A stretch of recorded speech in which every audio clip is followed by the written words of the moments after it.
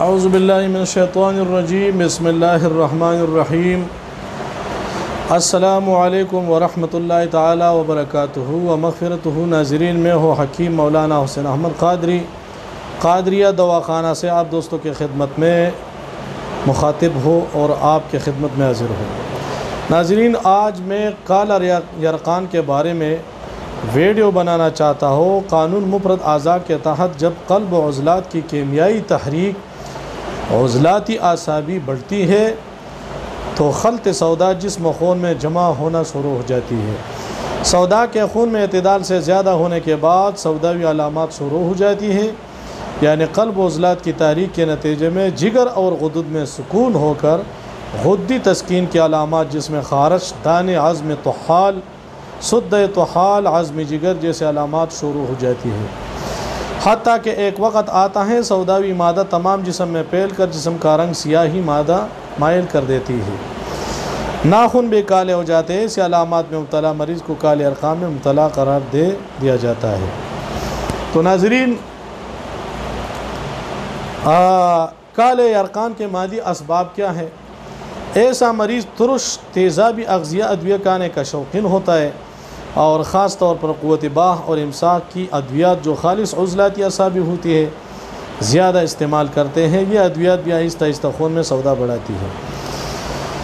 کالے یرقان کے کیفیاتی اسباب میں خشک سرد ماحول میں ایک عرصہ تک رہنے سے جسم و خون میں اس کے اثرات ظاہر ہونے شروع ہو جاتے ہیں۔ آہستہ آہستہ ترشی تیزابیت خون میں بڑھ کر علامات پیدا کر دیتی ہے۔ صابر ملتانی رحمۃ اللہ علیہ کے مطب میں وہ کہتے کہ ہمارے مطب میں 95% ہیپاٹائٹس یعنی یرقان میں مبتلا آنے والے مریض صفراوی یرقان میں مبتلا ہوتے ہیں۔ یرقان اسود کے مریض بہت کم دیکھنے میں آئے ہیں، اور ایسا ہی ایک مریض آیا جس کا احوال درج ذیل ہے۔ وہ کہتا ہے اپنا کتاب مطبی صدوم میں کہ مریض محمد اسلم صادق آباد سے آیا اور اس نے بتایا کہ میرا رنگ جو اس وقت سیاہی مائل ہو چکا ہے بالکل صاف تھا۔ سب سے پہلے مجھے خارش ہوئی، جسم پر دانے بن گئے اور خارش والی جگہ سیاہی مائل ہو گئی۔ اس کے بعد بھوک کم ہو کر پیشاب کی مقدار کم ہوئی اور پیٹ میں بائیں طرف درد ہونے لگا۔ ڈاکٹروں کو چیک کرایا تو انہوں نے بتایا کہ تلی بڑھ گئی ہے۔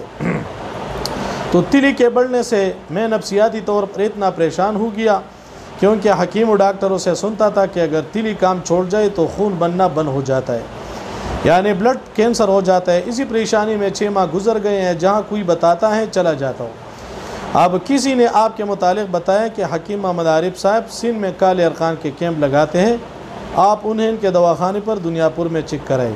تو انہوں نے اس کا تشخیص نبض اور قارورہ کیا، تو مریض کی نبض شدید عضلاتی اعصابی تھی، قارورہ مقدار میں کم اور ہلکا سرخی بالکل مائل تھی، اور پیٹ پر ہانک لگانے سے عزم طحال واضح تھا، بلکہ ہاتھ لگاتے ہی مریض نے کہاں کے دبانے سے درد ہوتا ہے۔ اصول علاج: چونکہ سیاہ یرقان خلط سودا اور ترشی و تیزابیت کی زیادتی سے ہوا کرتا ہے، تو لہٰذا اندرونی طور پر ایسی اغذیات بھی کھلائی جائے جو دافع ترشی و تیزابیت ہو۔ تو اس مقصد کے لیے مسہل سودا ادویہ اغذیہ کھائی جائیں گی، جن میں عضلاتی غدی سے غدی عضلاتی اور غدی اعصابی غذائی دوائیں شامل ہیں۔ علاج: کہتے ہیں حکیم صاحب کہ میں نے عضلاتی اعصابی تاریخ کو مد نظر رکھ کر عضلاتی غدی تریاقی تبخیر، غدی عضلاتی ملین اور حب اکسیر جدید ملا کر دی، اور مقامی تلی پر دوا الکبد کا لیپ کرنے کی ہدایت کی۔ 1 ماہ کی دوا دے کر روانہ کر دیا۔ اگلے ماہ اس نے بتایا کہ تلی کا ورم تقریباً 15 دن میں ختم ہو گیا تھا، ابھی مزید کوئی فائدہ محسوس نہیں ہوتا، لیکن جلد کا رنگ پہلے سے صاف ہو رہا ہے، لہٰذا آپ یہی دوا اور دے دیں۔ میں کہا کہ آپ یہ بات نہ بھی کہیں تو بھی میں نے یہی دوا دینی ہے، کیونکہ ابھی آپ کی مرض میں کچھ افاقہ ہی ہوا ہے، نہ کہ مرض بدل گئی، حتیٰ کہ 3 ماہ مسلسل یہی علاج چلے گا۔ 3 ماہ کے مسلسل غذائی دوا علاج کے استعمال سے اللہ کے فضل و کرم سے مریض مکمل صحت یاب ہو گیا۔ تو اس کے لیے تریاقی تبخیر کا نسخہ میں نے پہلے ویڈیو میں بھی بتایا تھا، لیکن آپ دوبارہ سن لیں۔ تریاقی تبخیر: جائے پل 1 تولہ، جلوتری 1 تولہ، پل دراز 2 تولہ، عقر قرحہ 1 تولہ، ہینگ 2 تولہ، سنبل الطیب 2 تولہ، لہسن کا پانی 10 تولہ۔ ناظرین، لہسن کے سوا تمام ادویوں کو باریک پیس لے۔ اب لہسن کی پوتیاں چیل کر الگ الگ پیس لے۔ پیسنے سے تمام مادہ گیلا ہو جائے گا، یا جوسر مشین میں لہسن کا پانی نکال لے، اب پسی ہوئی ادویہ توڑی توڑی کر کے شامل کرے، اور تمام مرکب کو دھوپ میں خشک کر کے نصف ماشا سے 1 ماشا کی گولیاں بنا لے، 1 گولی سے 2 گولی دن میں 3 بار، ہمراہ قہوہ اجوائن پودینہ۔ ابعال و اثرات میں ناظرین عضلاتی غدی تریاق ہے، یعنی عضلاتی محرک، اعصابی محلل اور غدی مقوی ہے۔ اس کے علاوہ غدی عضلاتی مزہل دے دے، وہ کیا ہے؟ جمال کوٹہ 1 حصہ، شنگرب 2 حصہ، کشتائی کھچلے 4 حصے، رائی 8 حصے۔ تمام ادویہ کو باریک کر کے حب بقدر باجرہ بنا لے، 1 گولی صبح دوپہر شام، دن میں 3 بار، ہمہ تازہ پانی یا قہوہ لونگ دار چینی دے۔ اور غدی عضلاتی ملین، وہ کیا ہے؟ رائی 1 حصہ، بابچی 1 حصہ، اجوائن 1 حصہ، گندک آملہ سار 3 حصے۔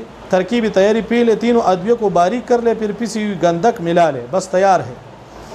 افعال اثرات میں غدی عضلاتی ملین ہے۔ غذابی عضلاتی غدی سے غدی عضلاتی اور غدی اعصابی استعمال کرنے کی ہدایت کرے، تمام اعصابی عضلاتی اور عضلاتی اعصابی غذائی بند کر دے۔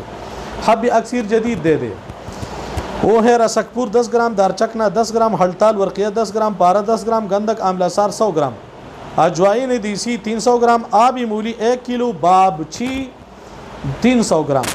پہلے پارا اور گندک کی کھجلی بنائے، پھر تینوں چیزیں ملا کر مولی کے پانی سے خوب کرل کرے، بعد میں آخری دوائی ملا کر پیس لے اور نخود و گولیاں بنا لے، بس تیار ہے۔ 1 گولی صبح دوپہر شام، دن میں 3 بار دے۔ اگر گھبراہٹ محسوس ہو تو گولی نصب کر دے۔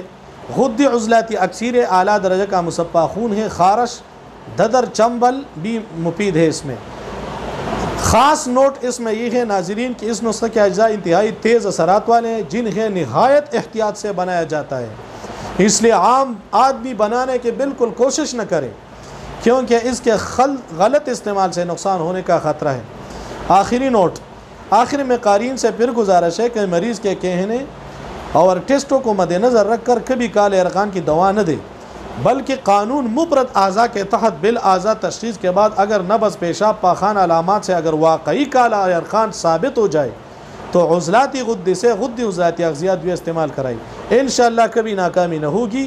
علاج کے ساتھ ساتھ مریض کو اس کی مرضی سے ڈرانے کے بجائے تسلی، حوصلہ افزائی کرے تاکہ وہ زندگی سے مایوس نہ ہو اور نفسیاتی طور پر مطمئن ہو کر علاج کرے، کیونکہ اکثر مریض کالے ارغان کا نام سنتے ہی زندگی سے مایوس ہو جاتے ہیں۔ آخر میں ریکویسٹ کرنا چاہتا ہوں کہ جن ویورز نے ابھی تک چینل کو سبسکرائب نہیں کیا تو اس کو سبسکرائب بھی کرے اور بیل آئیکن کا نشان بھی ساتھ پریس کرے۔ اجازت چاہتا ہوں، السلام علیکم ورحمۃ اللہ تعالی وبرکاتہ۔